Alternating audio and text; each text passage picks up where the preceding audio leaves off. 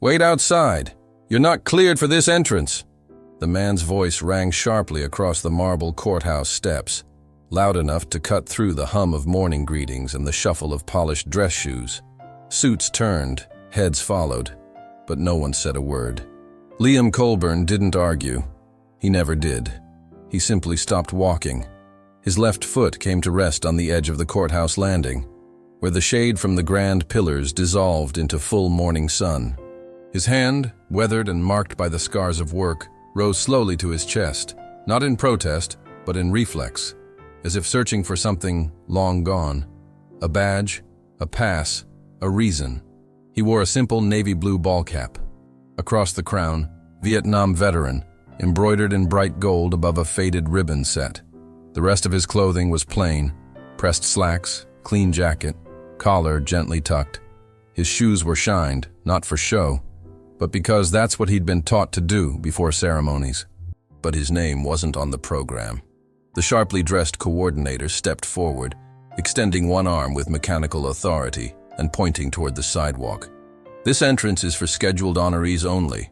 The public line is around the block. Move along, sir. Now." Liam stepped backward, one foot, then the other. The cane in his right hand clicked softly against the stone. The crowd behind the velvet rope buzzed again, returning to their conversations, their check-ins, their agendas. He was now background. He didn't turn around. He simply stepped to the side, away from the doors, and sat down quietly on the curved edge of a stone planter near the courthouse columns. The flag folded in his arm sagged slightly, as if it too had grown tired. Inside the glass-paneled entryway, a slideshow was already playing on mounted screens. Photos of service members, black and white and color, passed in solemn rhythm. One image lingered for a moment longer than the rest. A young man, covered in mud, crouched low with a hand-rolled cigarette between his teeth and a sidearm slung under his chest rig. It was Liam. No name, no caption. Just an anonymous face in a loop of memory. A mother with 2 children stepped around him, the younger child staring. The mother tugged gently at her hand. "Don't look," she whispered. "Come on." The child turned back once before disappearing through the glass doors. Up on the second floor, behind a pane of tinted window, someone watched. A man in a dark uniform jacket, eyes narrowed, shoulders still. A hand slowly removed a pair of reading glasses, lowering them to the edge of a folder marked "Guest Speaker Schedule." He hadn't moved since Liam was turned away, and he wasn't going to walk away now. If you believe every veteran deserves respect, please subscribe, because every view helps this message reach those who need it most. The stone beneath him was cool despite the morning sun, climbing fast over the courthouse dome.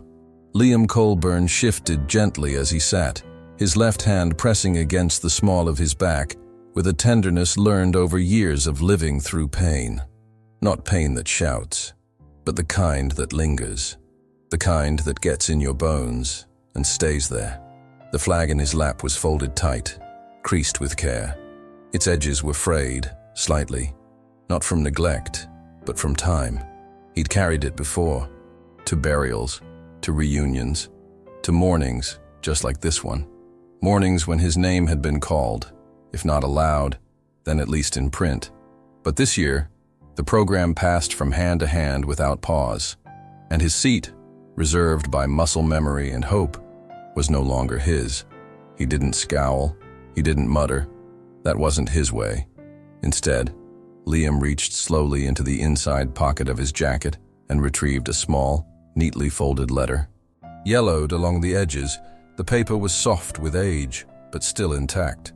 His commendation. Not for valor, though there was valor there. Not for sacrifice, though sacrifice had marked every mile of his journey. Just a quiet line of gratitude signed in pen by a long-gone commander. A man who had seen what Liam had done in the tunnels, what Liam had dragged out into the daylight, what he'd left behind in that country across the sea. The breeze stirred slightly, lifting the corner of the letter as Liam unfolded it on his knee. He did not read it again. He knew every word. But he looked at it as one looks at a photograph of someone they once were. A reminder, not a boast. Behind the thick courthouse doors, the applause began again. Faint, muffled, structured. He could hear it in the pattern. Someone was naming years, reading titles, honoring legacies, all noble, all deserved. Just not his, not today.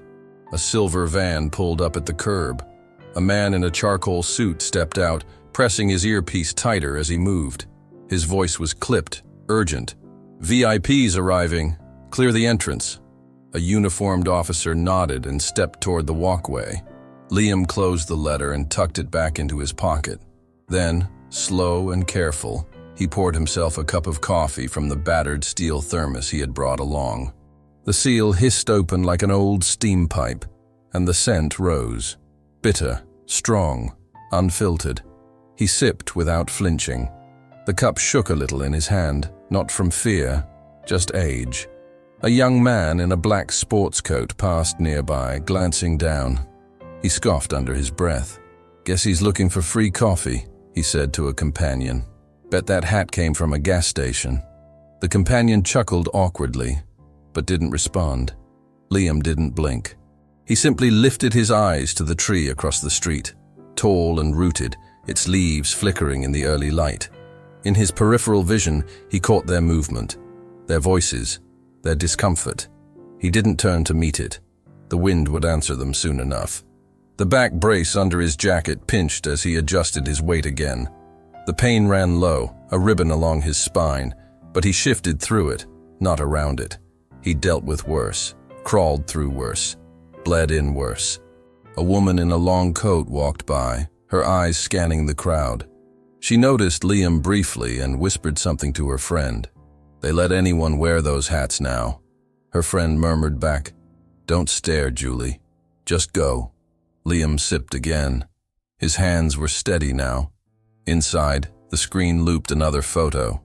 A different jungle, a different face, a different name. Liam's picture had been the first, shown in silence. His name had never appeared. But the image, younger, harder, wild-eyed in the blur of motion, had stayed with the judge upstairs. Down below, a new face approached. A young man, not yet 30, broad shoulders beneath a tight jacket, boots polished beneath khakis. A small pin on his collar marked his branch. He stopped 5 feet from Liam, started to say something, then glanced toward the courthouse doors. An event staffer watched from inside, clipboard in hand, frowning. The young man hesitated. He gave Liam a quiet nod, then turned away. Inside, more clapping. Liam lowered his gaze again. A ceremony was beginning, and still, he sat outside. The courthouse bell rang once, not for ceremony, but as part of its usual hourly rhythm. 9 o'clock, on schedule. Inside, the rotunda echoed with footsteps and the clink of coffee spoons against porcelain. Staff filtered between tables laid with pastries and press kits. A local brass trio tuned up in the far hallway, their muted notes fluttering like moths against marble. Outside, Liam Colburn uncapped his thermos again. The metal lid wobbled slightly in his hand before he caught it. He poured another cup, not because he needed more caffeine, but because it gave his hands something to do. A ritual of control. The steam curled past the brim, fogging his glasses briefly. He let them fog, let them clear on their own. He sat alone, flanked on either side by precisely trimmed shrubbery, their red mulch untouched by the foot traffic swarming elsewhere. His bench, no more than a planter's edge, caught the heat now, the sun having risen high enough to break over the courthouse cornice. The warmth began to press against his jacket, loosening the stiffness from his shoulders, but bringing no comfort. He reached into his coat pocket once more, this time pulling out a small sandwich, wrapped carefully in wax paper.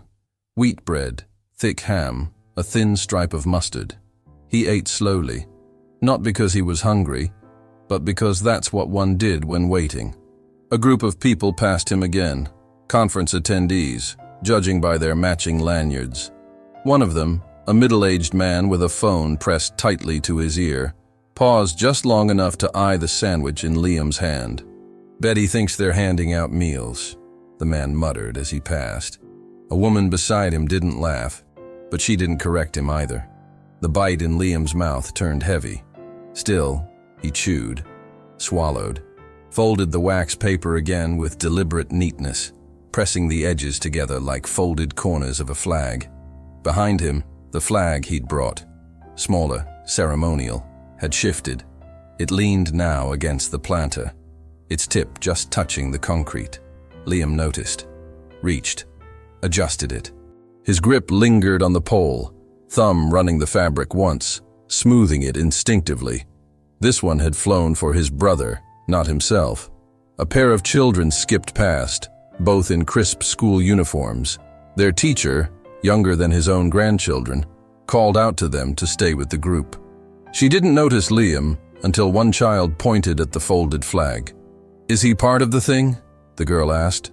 The teacher looked quickly, then gently turned the child's shoulder. "No, sweetheart. Come on now." Liam looked down at his hands, palms broad, knuckles knotted. He turned one over. A thin scar ran the length of his index finger, from an oil drum or a steel crate, or maybe that busted radio antenna in the Mekong Delta. Hard to remember now. A door opened in the side of the courthouse, a utility entrance. A janitor stepped out, pushing a mop cart to the edge of the lot. He saw Liam, paused, squinted, then nodded. Liam nodded back. That was it, nothing more. But that exchange lingered in the air longer than any word spoken to him that morning. The janitor vanished back inside. Liam took another sip of coffee. The sun had reached his shoes now, and the light traced the old stitching in the leather. Soles he'd resoled 3 times, not for lack of money, but because things should be kept, not replaced, maintained, not discarded. His breath caught briefly in his chest, a stitch of pain radiating up his ribs. The brace beneath his shirt held firm, but his body knew better. He pressed one hand to his side, waited it out. A new car arrived, a long black sedan. Important, by the way. People began to hurry toward it. A photographer snapped photos without permission. Suits adjusted ties. A woman sprayed something into the air, perfume or bug repellent. Liam couldn't tell. He did not move. A security officer crossed toward the front entrance, slowing just slightly when he noticed Liam. The officer looked young, close-cut hair, clean shave. His boots were new, the kind issued with sharp treads and ankle support. Liam recognized the posture, rigid, formal, taut. He watched the young man's eyes flick toward his cap, then his folded flag, then the sandwich wrapper in his lap. There was hesitation. For a moment, it looked like the officer might stop, say something. But then the voice of the event coordinator called out from inside. "Let's keep that entryway clear, people. Keep it moving." The officer's spine straightened. He nodded once and kept walking. Liam folded the wrapper again, tucked it into the inside of his jacket. The flag remained on his lap, anchored, still. Behind him, inside the courthouse, someone began listing names aloud. Liam could hear them through the echo, not the names themselves, but the rhythm of them. First and last. Service branch, years served, the ritual cadence of recognition. He didn't listen for his. He already knew it wouldn't come. From the edge of the courthouse, Liam Colburn watched the wind move gently through the blue and white bunting that hung above the main doors. The fabric flapped rhythmically, tugged by a breeze that hadn't reached him yet. It was as if even the wind was not permitted to cross that invisible line, the one between ceremony and silence, between inclusion and dismissal. Liam remained seated near the planter, hands resting on the cane across his knees, the flag now folded carefully in his lap again, its corners realigned with exactness born from decades of habit. He did not look around, did not seek anyone's gaze. Still, he was being watched. Inside, someone began to read a prepared speech. The echo of it leaked through the glass doors in uneven bursts. Honor, courage, sacrifice. He recognized the words, not from their content, but their rhythm. The kind of speech written by someone who had never carried a man over their shoulders through chest-high mud, never burned their boots on hot landing metal, never wept quietly over an unopened letter. The courthouse door swung open again, not in haste, but with purpose. The same coordinator from earlier, the man in the tailored navy blazer with a clipboard and a phone permanently glued to his palm, marched forward with 2 uniformed police officers at his side. His lips were tight, his eyes locked forward. "There," he said, pointing. "That's him." The officers slowed, clearly uncertain. "He's not on the list, and donors are arriving in 2 minutes. We can't have that sitting right next to the press line."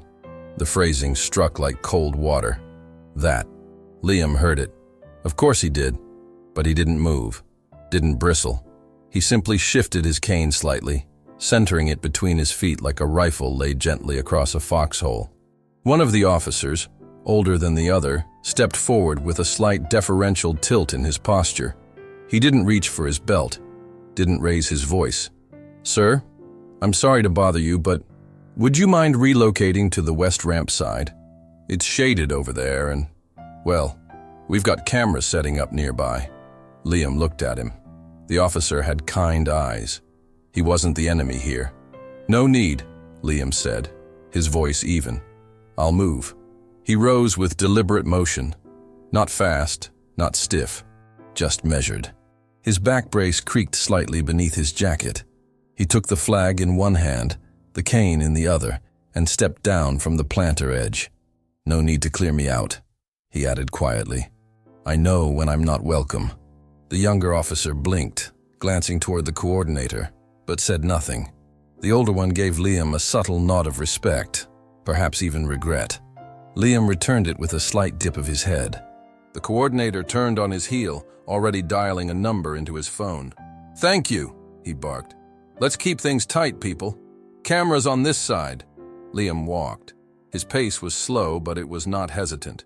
Each step was placed with the same precision he'd used navigating rice paddies and uneven gravel fields, long before this day, long before these people had opinions about chairs and press backdrops. He circled the building, the concrete beneath him heating with every minute.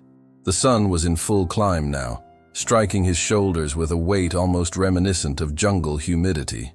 Almost. The west ramp offered no seating, no canopy, just a sloped strip of faded concrete beside a rusted drain pipe and a metal maintenance door. The wall of the courthouse rose high above him, blank, windowless, and blinding white in the sun. Liam found the narrow railing that edged the ramp. He stood beside it, did not lean, did not rest. The flag remained in his hand. Back around the front, applause erupted again, muffled and distant. Someone was being honored, recognized, names called, lives remembered, just not his. A woman sitting near the edge of the ceremony space, older, with a pink sun hat and pale skin, turned her head slightly toward the side of the building. She squinted, saw him, the lone figure beside the ramp. Her lips pressed together, but she did not stand. She simply turned back toward the podium, where the speeches continued without pause. Inside, a guest speaker's voice rang clear. "Today we reaffirm our commitment to never leave a man behind." Liam closed his eyes just for a moment. In the heat behind his eyelids, a memory bloomed. Rapid, sharp, and uninvited. The dark maw of a tunnel. Clay collapsing. Shouts in 2 languages. A hand reaching out through smoke. The weight of another man slung across his shoulder. Ribs grinding together with every step back toward the surface. He opened his eyes again. The present was no less real than the past, and just as quiet. The wind picked up around the western side of the courthouse. It wasn't strong, but it was enough to lift the loose corner of Liam Colburn's shirt as he stood beside the sloped ramp.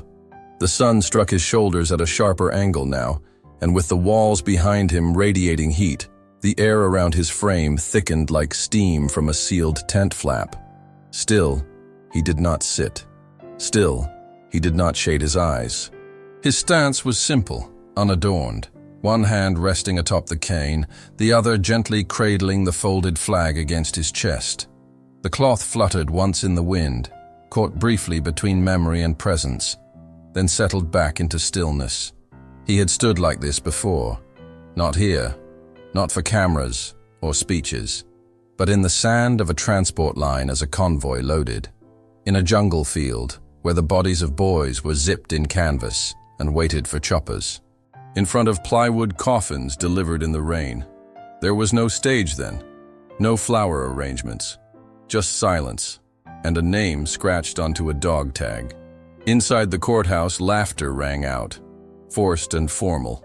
Someone had made a joke at the podium, the kind you rehearse for donor crowds, a light moment between medals. But here, where Liam stood, the only sound was the hum of a distant lawnmower clipping its way across the cemetery across the road. He looked toward it, squinting slightly. The mower passed row after row of headstones, some so old their engravings had been softened to near whisper.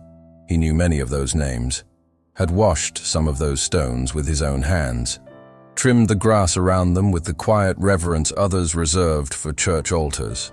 He shifted his stance slightly. The brace beneath his shirt dug in harder now. A line of pressure wrapped around his spine. He didn't grimace, but the breath he took next came slower. A sound behind him, the soft click of shoes approaching. He did not turn. "Sir?" a voice said gently. Female, young, careful. He tilted his head just slightly toward her, but still didn't look. The voice continued, almost a whisper. "Do you need water?" He looked over at her now. She couldn't have been more than 22. Pressed khaki slacks, an ill-fitting volunteer polo, clipboard tucked beneath her arm. The lanyard around her neck had spun backward, her name tag unreadable. "No," Liam said, with a small shake of his head. "I've had worse deserts than this." The young woman blinked. She didn't understand, but she nodded. "I just wanted to ask," she said, then stepped back, not out of fear, but out of respect she hadn't realized she'd found. Liam watched her walk away for a moment, then turned his eyes forward again. The ramp beneath him was narrow, the railing at his side warm to the touch. Paint peeled slightly beneath his hand. An ant crawled across it, tracing the edge of the chipped metal with soldier-like precision. He remained still. From within the courthouse came another muffled cheer. Applause for a former colonel or some seated senator. The words were lost, but the enthusiasm carried. He adjusted the brim of his cap. The fabric had faded from sun and years. The stitching of the word Vietnam was fraying slightly, one thread coming loose near the V. He thought of stitching, of boots, of sandbags, of the thick weave of jungle netting, of the fingers that had once sewn the hem of this cap years ago in a small shop 2 towns over. The woman had been kind, had refused payment when he told her why he needed it. A memory flickered. Her son, she had said, was still missing in action. Liam let the brim fall again, shadowing his eyes. The light was hotter now. The ceremony inside seemed to be reaching its midpoint. Music swelled through unseen speakers, the kind that always played at these things, noble, nostalgic, full of brass. And yet, here, the only soundtrack was wind, breath, and the slow tick of a lawn sprinkler 2 buildings down. From the second-floor window of the courthouse, high above where Liam now stood, a silhouette moved. A man in a black judicial robe leaned forward, his hand lifted toward the glass, not in wave, but in stillness, just resting there, as if measuring the scene below, not with judgment, but with memory. The judge did not turn away. He saw the flag. He saw the stance. He saw the man who had once pulled him, bloodied and shaking, from a mouth of earth in a country too far from home. Liam shifted his grip on the cane once more, his left hand clenched, not in pain, but in resolve. He would not move again. Inside the courthouse, the ceremony marched forward with the grace of a well-oiled pageant. Voices rose, shook hands were exchanged, photo flashes bloomed like lightning across marble. Applause came in waves, steady and unthinking, like ocean breakers on a beach that had long forgotten the storm. Yet on the second floor, above the heads of the chattering crowd and the crescendo of scripted tributes, one man stood apart, not by distance, but by gravity. He was still robed in black, though the buttons at his collar had been quietly undone. The badge of the court remained clipped to his chest, but his posture was no longer judicial. It was military, upright, rooted, watching. Judge Marcus Trammell stood at the window, unmoving. His eyes had not left the lone figure beside the ramp, Liam Colburn, the man who once bled beside him in a place that no longer appeared on maps, the man who, in silence, had carried him half-conscious through mud and shrapnel and jungle thorns so thick they clawed through boots like paper, the man whose name he had not spoken aloud in decades, not because he forgot it, but because he had buried it too deep to disturb. Now there he stood, not inside, where his name belonged, not among the honored guests, but on the edge of the building, of the ceremony, of memory itself. Trammell reached up slowly, his fingers grazing the edge of the window frame. The glass was warm from sunlight. He let his palm rest there, the way one might touch a name carved in stone. The weight of it pressed against him, heavy and old. For a moment, the voices behind him faded. The applause was a faraway thunder. He did not speak. He turned. The hallway behind him was lined with portraits of other judges. Oak frames, dignified stairs, the weight of years captured in matte finish. Trammell walked past them. His steps were deliberate, not slow, but measured, as though each carried the rhythm of long-held decision. He passed the refreshments table, ignored the trays of cookies arranged like medals, past the staffers with clipboards, the aides holding printed programs, the donors in tailored suits still rehearsing their remarks in murmured tones. He did not acknowledge them. He moved through the foyer like a soldier stepping from the shadow of a helicopter, emerging into the daylight not to be seen, but to act. At the main staircase, a staff member turned to stop him. "Judge Trammell, the press." He did not pause, did not glance sideways. The man stepped back instinctively, as if touched by a force older than authority, something forged not in courtrooms, but in the hollows of earth and bone. The brass trio paused their music as he passed. They didn't know why, only that the air had changed. He descended the stone steps. Each footfall echoed, not in volume, but in tone. Solid, firm, like footsteps in a memory he'd never fully left. The front doors opened with a groan of old hinges, pushed wide by the same man who had once flinched at rifle fire, now steady, now resolved. Sunlight struck his shoulders. The courtyard beyond shimmered, heat waves rising off the concrete in slow, twisting spirals. He moved past the outer chairs, past the podium, past the rows of uniforms who did not yet know what they were about to witness. He walked until the sounds of the ceremony fell behind him. The white stone of the courthouse stretched above, impassive. At its side, half in shadow, half in glare, stood Liam Colburn, unmoved. He hadn't seen the approach. He simply stood. The cane, the flag, the hat. It was all the same. And yet now, something shifted. The judge stopped 2 feet away. He reached up, slowly, removed his own judicial cover, the ceremonial hat of office. He stood at attention, and he saluted. It was not fast, it was not showy, it was not for the crowd, it was for the man. Liam's eyes lifted, slowly. The brightness caught in the lines beneath his brow. He blinked, once. Confusion flickered in his gaze. Recognition followed, slower, deeper, like the resurfacing of something once buried and long assumed lost. He did not speak, but he held the judge's eyes for a long moment, and in that space, between breath and silence, something broke loose in the air. From the courthouse lawn, people turned. A photographer lowered her camera. A veteran in uniform shifted to stand. A mother pressed her hand to her son's shoulder, whispering something too quiet to hear. One by one, people began to rise from their seats. They did not speak. They simply followed, not the judge, but Liam, toward the ramp, toward the edge, toward the place where no stage had been built, but where the heart of the ceremony had quietly taken root. And inside, beneath the rotunda ceiling, the podium stood unattended.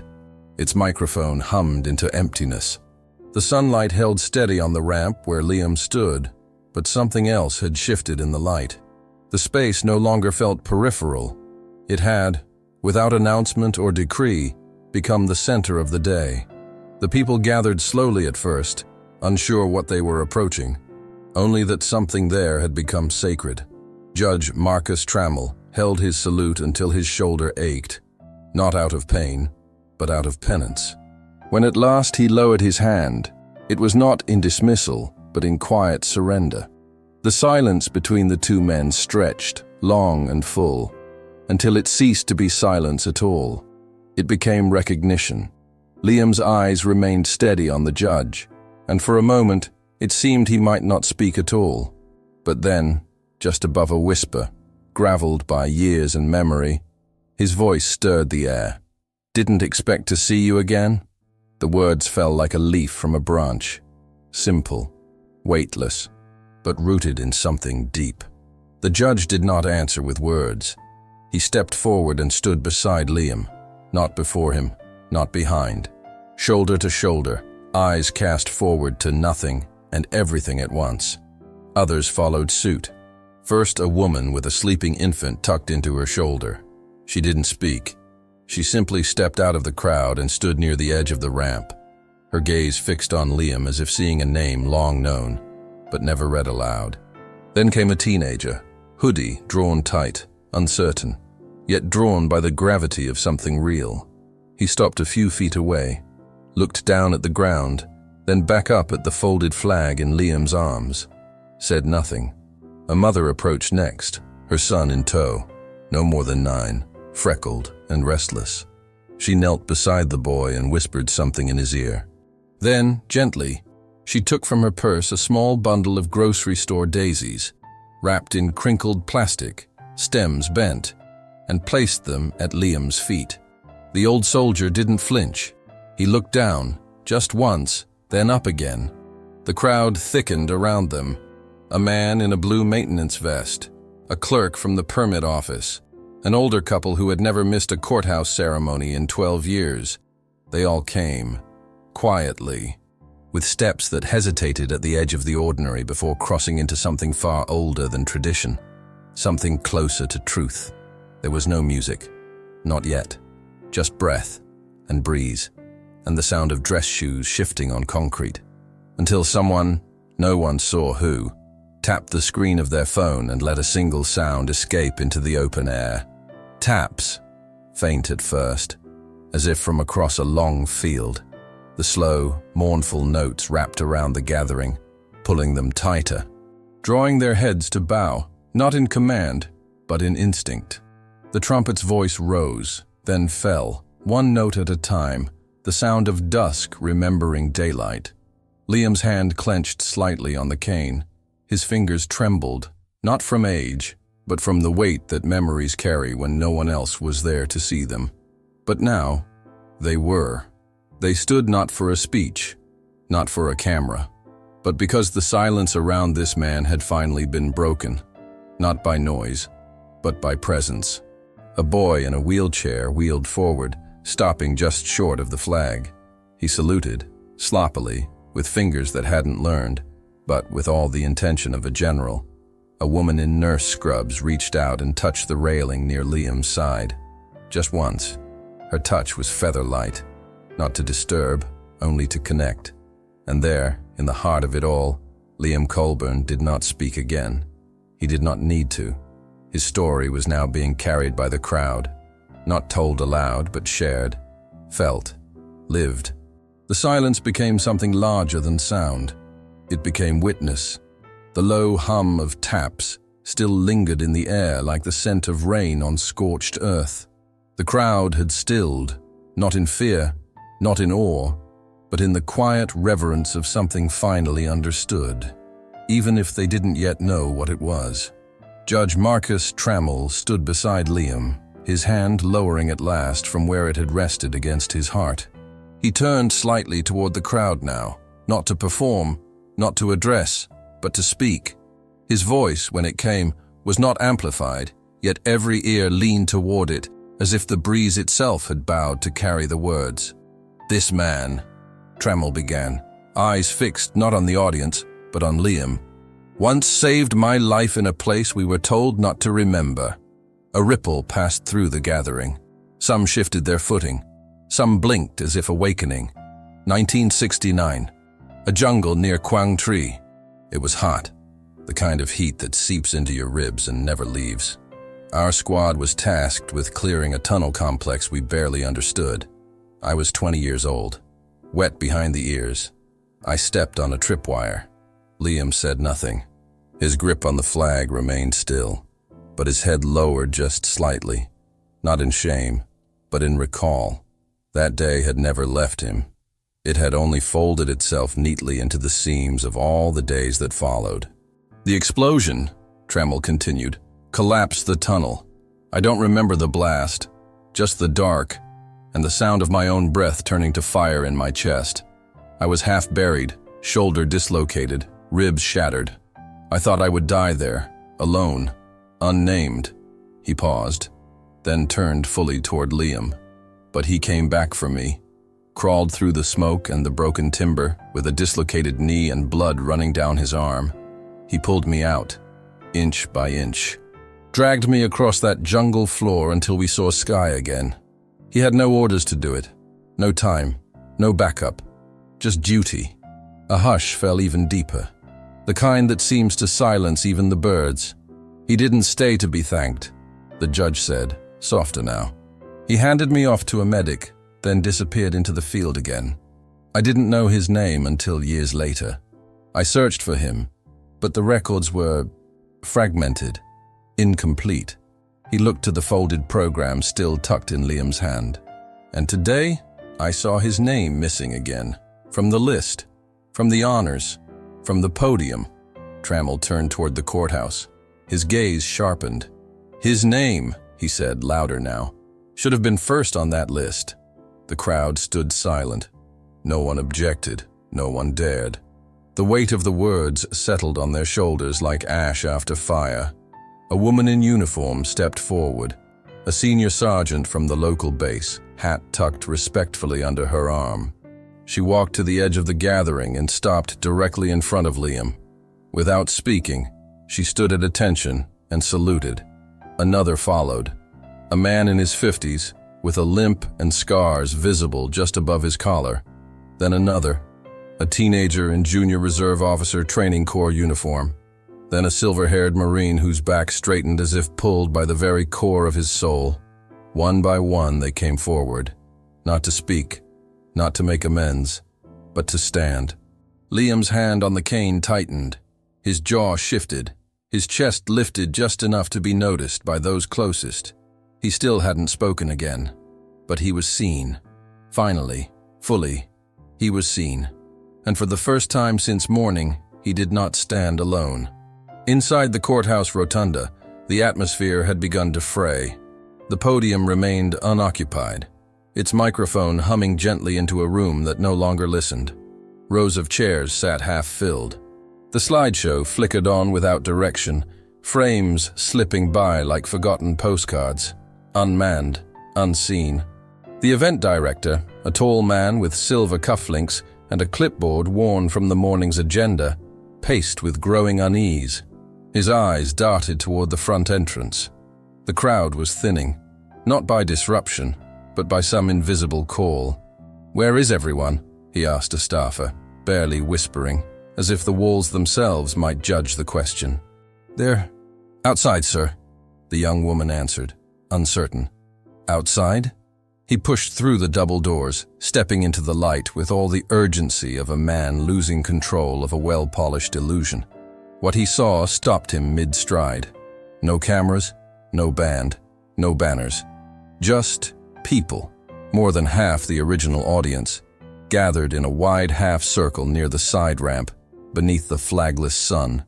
At the center stood Liam Colburn, still holding the folded flag. Still leaning on his cane, though now his spine rose straighter, the fatigue momentarily forgotten.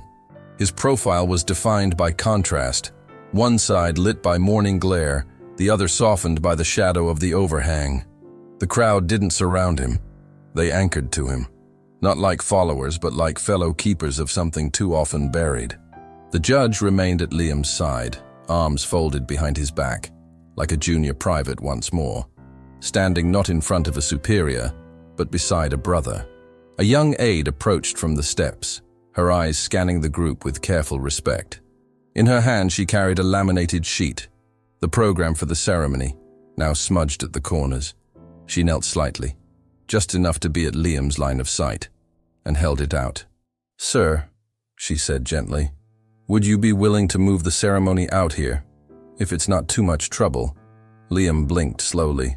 His gaze passed from her to the crowd, to the faces now watching, listening. Many of them had walked past him earlier, eyes down, minds elsewhere. Now those same eyes met his, open, waiting. He nodded.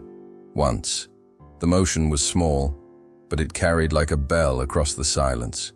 Within minutes, the officials and staff began moving chairs out from inside, not in haste, not as damage control, but with care, as if every folding seat carried its own apology. A podium was rolled toward the ramp, followed by a microphone on wheels. There was no plan for this, but no one asked for one. The new center of the ceremony had been chosen, by truth, by time, by the quiet refusal of a man who had not demanded attention, only brought it to himself by standing still. Then came the plaque. No one knew who had made it. It was small, brushed bronze, the edges slightly uneven, as if cut in urgency by hands that knew reverence better than polish. A volunteer found it wrapped in a cloth napkin on the podium cart. She passed it wordlessly to the judge, who ran his fingers along the inscription. Liam Colburn, the man who waited outside so others wouldn't be forgotten. No applause followed, no anthem, only breath. The plaque was installed beside the concrete ramp, just beneath the railing where Liam had first stood alone that morning. It was bolted with care, its corners flush. There it would remain, not a monument, but a mark, a place to begin again. And in the moments that followed, as the ceremony continued without script or schedule, something ancient stirred.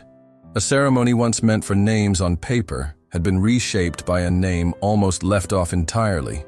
Now it echoed in every silent nod, in every soldier's square stance, in every whispered thank you, not spoken, but felt.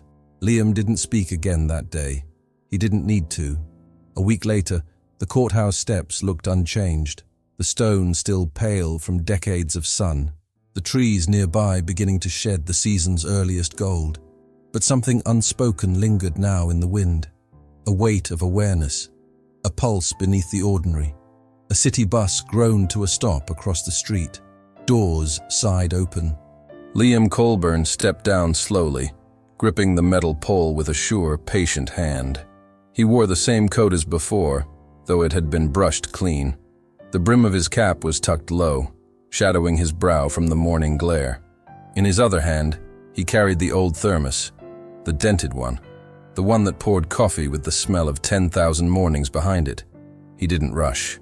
The cane tapped lightly as he crossed the street. Not hurried, not slow, just present.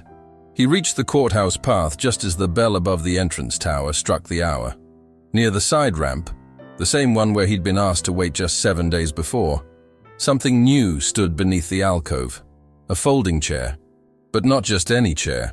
This one had been fastened to the pavement. Its legs were painted with a small stripe of blue, and over it stretched a simple canvas awning. No words, no logos, just shade. Waiting. A sign hung from the armrest. "Veterans may sit here first." Liam paused beside it. He didn't sit just yet. He looked at the plaque beside the railing, its bronze face already catching a burnish from air and fingers. Liam Colburn, the man who waited outside, so others wouldn't be forgotten. He stood in front of it for a long moment, sipped from the thermos. The coffee was still hot. From the front doors of the courthouse, a group of middle school students emerged with clipboards and backpacks, led by a briskly walking teacher in a red scarf. They were on a field trip, the kind where facts are recited, photos are taken, and history is glimpsed but rarely felt, until one girl stopped. She pointed at the plaque. "What's that mean?" The teacher paused, stepping back toward her. She read the inscription out loud, slowly, clearly. Then she looked at the girl and said, "It means someone finally saw what mattered and decided not to forget again." Another student stepped closer. Was he really left out? A soft voice came from behind them. Liam, not loud, not bitter, just true. "Yes." The group turned. Liam gave a slight nod, just enough to greet, just enough to welcome. A moment passed before the teacher said gently, "Would you mind if we sat with you for a bit?" Liam looked at the single chair, then back at the group. "I've got room on the rail," he said, motioning to the ledge. The kids began to gather. Some sat cross-legged on the concrete. Others stood. All of them listened. He didn't speak much that day, but when he did, the words came slowly, like the steam from the cup he held. Stories not of war, but of waiting, of being looked at and not seen, of what it means to keep showing up anyway. Liam Colburn never asked for a ceremony. He didn't speak loudly, didn't point fingers, didn't seek recognition. He simply showed up, and because he did, others remembered how, not because of a name on a list, but because he stood where others had forgotten to look. Not every hero is handed a microphone. Sometimes the greatest act of courage is waiting, quietly, faithfully, until the world is ready to listen. If stories like this resonate with your heart, like and subscribe for more untold moments of honor and kindness. Let us know where you are watching from, and if this moment brought back memories you carry with you. The best way to honor their memory is to keep listening. Click on the suggested video now, and we'll walk together through another untold chapter of courage and sacrifice.